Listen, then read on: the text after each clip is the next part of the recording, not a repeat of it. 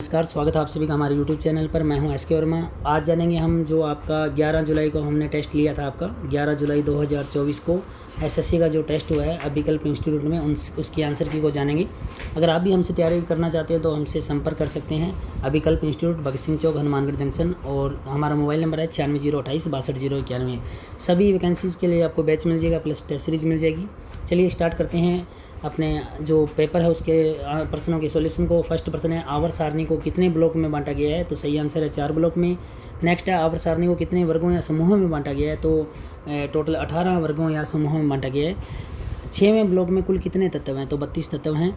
आवर्त सारणी में हैलोजनों को किस समूह में रखा गया है? तो 17 नंबर समूह में रखा गया है। निम्न में से कौन सा असत्य है? तो इसमें ऑप्शन नंबर जो डी है वो असत्य है। वर्ग में परमाणु और आयतन की त्रिज्या में कमी होती है, ये कमी नहीं होती, वृद्धि होती है, तो असत्य है। कौन सा रंग का तरंग दैर्ध्य सर्वाधिक होता है? तो लाल रंग का सर्वाधिक होता है। निम्न में से प्राथमिक रंग कौन कौन से हैं? तो लाल, हरे और नीले प्राथमिक रंग हैं। निम्न में से कौन सा भौतिक परिवर्तन नहीं है? श्वसन भौतिक नहीं है, श्वसन आपका रासायनिक परिवर्तन है। हेक्सेन में कार्बन की संख्या कितनी होती है? 6 होती है। पोटेशियम के परमाणु संख्या कितनी है? 19 है। चलिए आगे है आपका सेक्शन भारत का भूगोल, जो आपको अक्रम सर करवाएंगे। नमस्कार सभी साथियों को। तो बात करते हैं अपने भारत के भूगोल की। तो देखिए पहला प्रश्न, मैदानी प्रदेश के कौन से भाग में सर्वाधिक वन्य जीव निवास करते हैं? तो बी ऑप्शन होगा, तराई क्षेत्र में सर्वाधिक वन्य जीव निवास करते हैं, क्योंकि तराई क्षेत्र में सर्वाधिक सघन वन पाए जाते हैं इसलिए।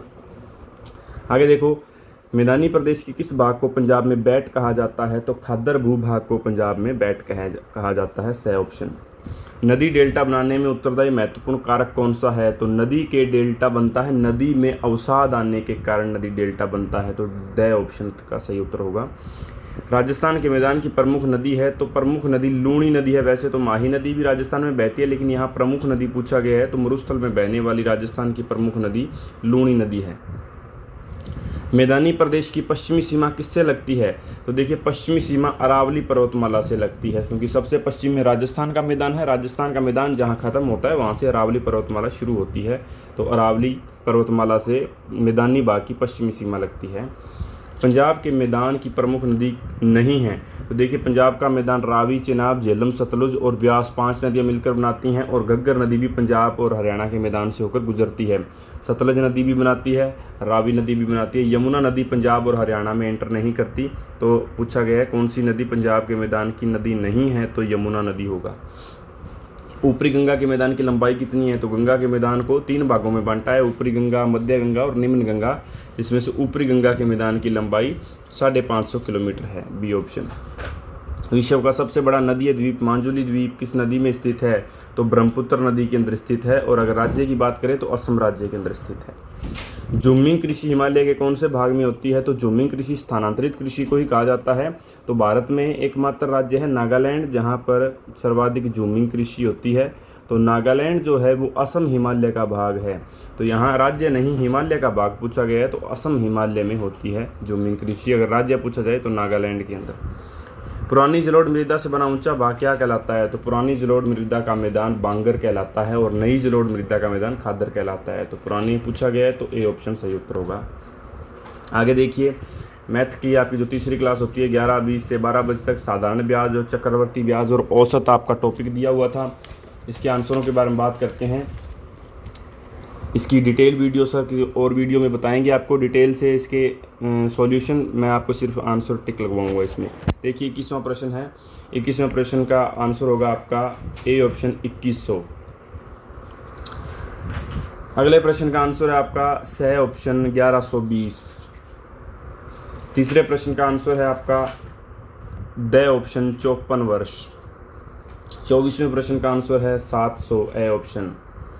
25वें प्रश्न का आंसर है ब 562.5। 26वें प्रश्न का आंसर है ड ऑप्शन 256। 27वें प्रश्न का आंसर होगा स 22। 28वें प्रश्न का आंसर होगा ए ऑप्शन 2437.5। 29वें प्रश्न का आंसर होगा ब ऑप्शन 1330। और 30वां प्रश्न जो मैथ का लास्ट प्रश्न है, इसका सही ऑप्शन होगा 103.4। ये आपके मैथ के 10 प्रश्नों के आंसर थे। आगे देखिए, तर्क शक्ति रीजनिंग जो आपकी चौथी क्लास होती है 12 बजे से लेकर के 12:40 तक। तो इसमें आपको जो टॉपिक दिया गया था वो था क्लॉक, ब्लड रिलेशन, कैलेंडर और दिशा परीक्षण, कोडिंग डिकोडिंग, ये आपके टॉपिक थे। तो देखिए पहला प्रश्न इसका, 5:30 से 6 बजे के बीच किस समय घड़ी की सुइयां समकोण पर होंगी? तो ध्यान रखना ये बे ऑप्शन है 5:43 पर या फिर 7:11 पर। ये दो समय हैं जब घड़ी की सुइयां समकोण पर होंगी। तो बी ऑप्शन आपका राइट उत्तर होगा। अगला प्रश्न देखिए, यदि 5 अक्टूबर 2003 को रविवार है तो 14 जुलाई 2010 को सप्ताह का कौन सा दिन होगा? तो बुधवार होगा, सही ऑप्शन। एक महिला की तस्वीर की ओर इशारा करते हुए प्रिया ने कहा, वह मेरे भाई के इकलौते पुत्र बेटे की माता है। वह महिला प्रिया से किस प्रकार संबंधित है? तो इसमें आपका सही ऑप्शन होगा भाई की पत्नी। अगला प्रश्न देखिए, रीमा की ओर इशारा करते हुए आनंद ने कहा, वह मेरे दादा के पुत्र की पुत्री है। रीमा आनंद से किस प्रकार संबंधित है? तो ये आपका बहन या कज़न होगी, बी ऑप्शन। यदि बीते हुए कल से पहले का दिन रविवार था तो आज से 100 दिन बाद कौन सा दिन होगा? तो इसका उत्तर होगा आपका गुरुवार होगा, सही ऑप्शन। 4:45 पर घड़ी की और घंटे और मिनट की सुइयों के बीच का कोण कितना होता है? तो 4:45 बजे घंटे और मिनट की सुइयों के बीच में कोण पूछा गया है। तो कोण होता है 127.5 डिग्री का, सही ऑप्शन।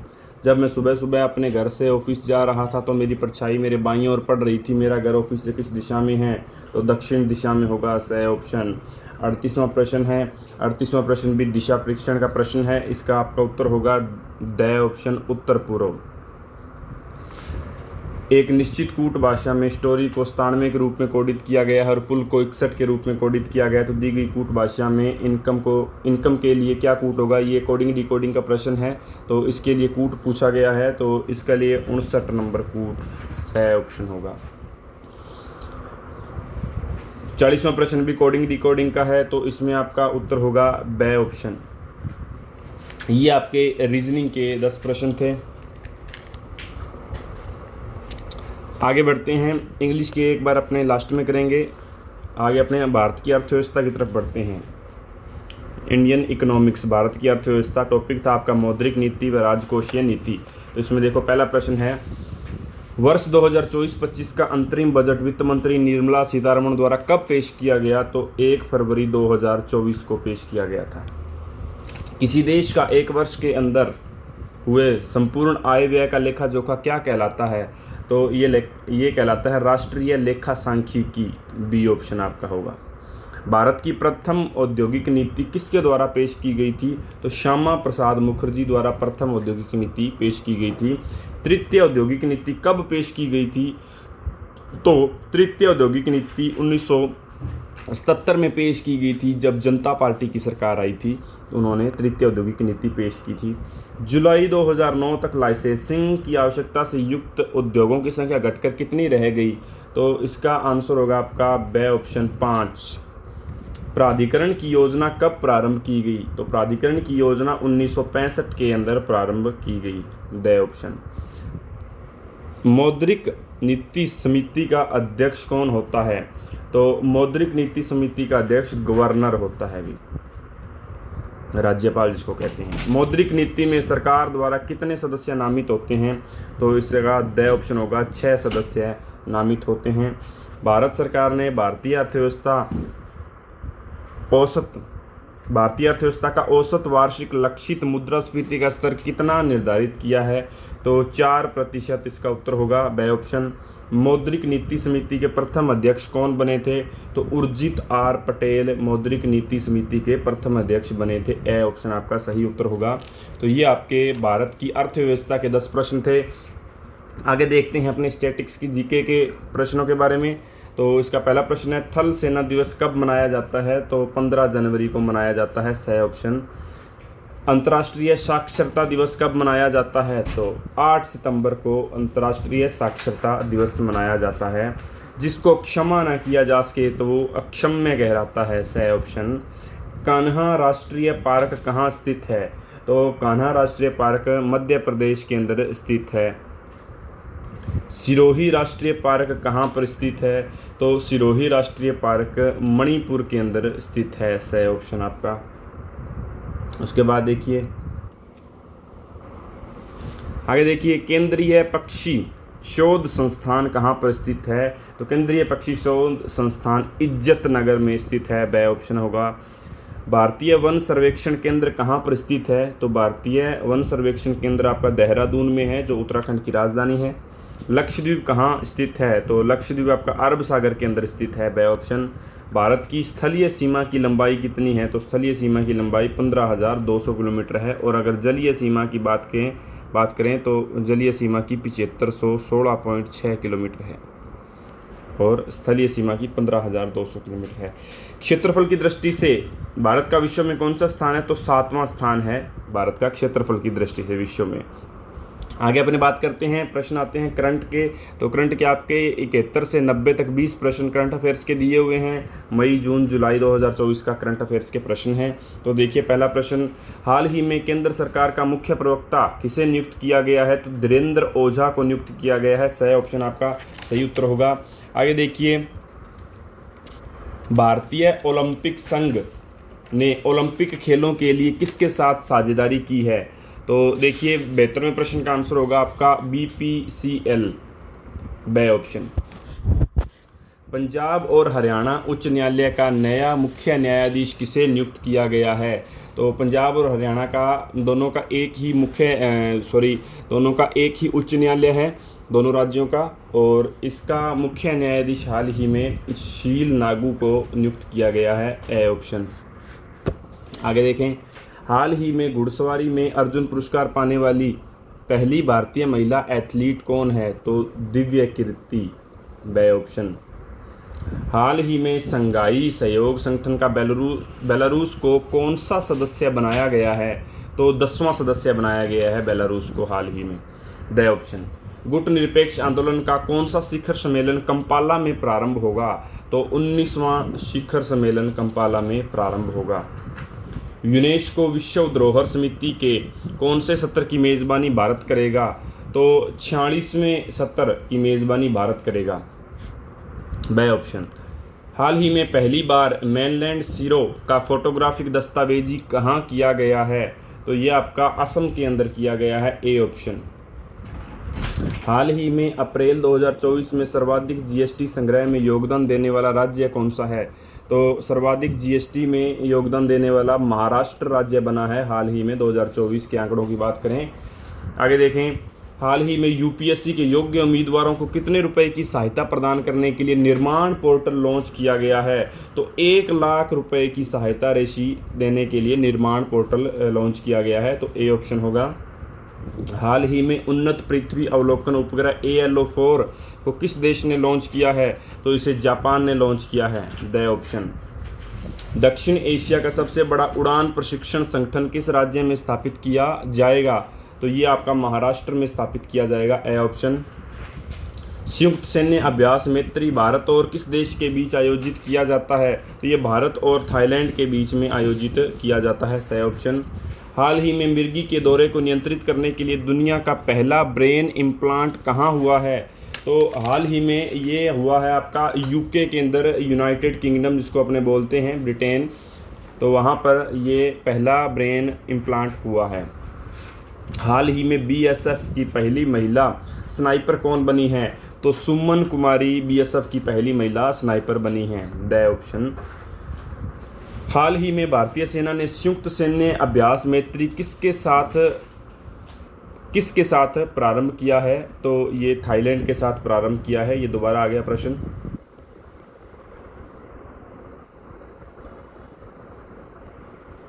आगे देखिए, हाल ही में राष्ट्रीय युवा संसद महोत्सव 2024 में प्रथम स्थान किसे मिला है? तो यतिन भास्कर को मिला है। तो ये सही आपका सही ऑप्शन दिया हुआ है, यतिन भास्कर। विश्व खेल पत्रकार दिवस हर साल कब मनाया जाता है? तो विश्व खेल पत्रकार दिवस 2 जुलाई को मनाया जाता है। तो ये आपका ब ऑप्शन है, 2 जुलाई, ब ऑप्शन। ICC पुरुष T20 विश्व कप 2026 किस देश में आयोजित किया जाएगा? तो ये आपका भारत और श्रीलंका में आयोजित किया जाएगा। और अभी जो हाल ही में ICC पुरुष T20 2024 वर्ल्ड कप हुआ है वो आपका अमेरिका के अंदर आयोजित किया गया था। और अगला जो 2 साल बाद में विश्व कप होगा, T20 विश्व कप, वो आपका भारत और श्रीलंका में आयोजित किया जाएगा। तो द ऑप्शन सही उत्तर होगा। BCCI ने T20 विश्व विजेता भारतीय टीम को कितने करोड़ रुपए का पुरस्कार देने की घोषणा की है? तो 125 करोड़ रुपए। तो जो भारत का क्रिकेट बोर्ड है BCCI, उसने अभी जो हम T20 विश्व विजेता भारत की टीम बनी है, इसको 125 करोड़ रुपए देने की घोषणा की है पुरस्कार के तौर पर। तो ये आपके थे करंट अफेयर्स के प्रश्न। अब अपना बचता है इंग्लिश का पोर्शन, देखते हैं। इंग्लिश के प्रश्नों की तरफ चलते हैं। देखिए पहला प्रश्न इंग्लिश का, तो 41वां प्रश्न है। 41वें प्रश्न का आंसर होगा आपका सी ऑप्शन। 42वां प्रश्न है। 42वें प्रश्न का डी ऑप्शन होगा, ब्रिंग अप। और 43 नंबर प्रश्न है, इसका आपका बी ऑप्शन उत्तर होगा, ऑप्टिमिस्ट। 44 नंबर क्वेश्चन का आपका ए नंबर ऑप्शन होगा, बाइलिंगुअल। और 45 क्वेश्चन जो है, इसका आपका बी आंसर होगा, गोज।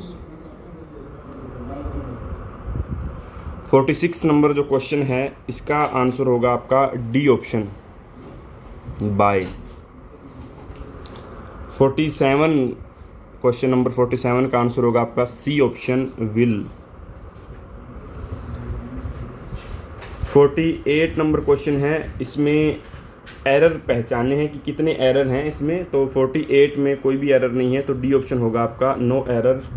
49 में आपका डी ऑप्शन होगा, 4। और लास्ट जो आपका 50 नंबर प्रश्न है, इसमें आपका ए ऑप्शन होगा, 1। तो ये आपके इंग्लिश के 10 प्रश्न थे और इसी के साथ आपके सारे सब्जेक्ट्स के क्वेश्चन आंसर हो चुके हैं।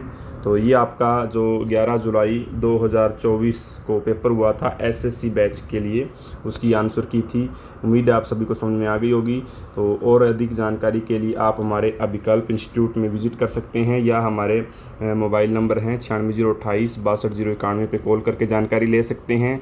और यदि हमारे टेलीग्राम चैनल के साथ जुड़ना चाहते हैं तो अभिकल्प इंस्टीट्यूट हमारा टेलीग्राम चैनल है, और स्टडी विद SK वर्मा हमारा यूट्यूब चैनल है, जिस पर हमारे कोचिंग सेंटर के अंदर जितने भी वीकली टेस्ट होते हैं उन सब की आंसर की आपको उसी अगले दिन प्रोवाइड करवा दी जाती है। तो चलो ठीक है, मिलते हैं अगली वीडियो में। तब तक के लिए टेक केयर।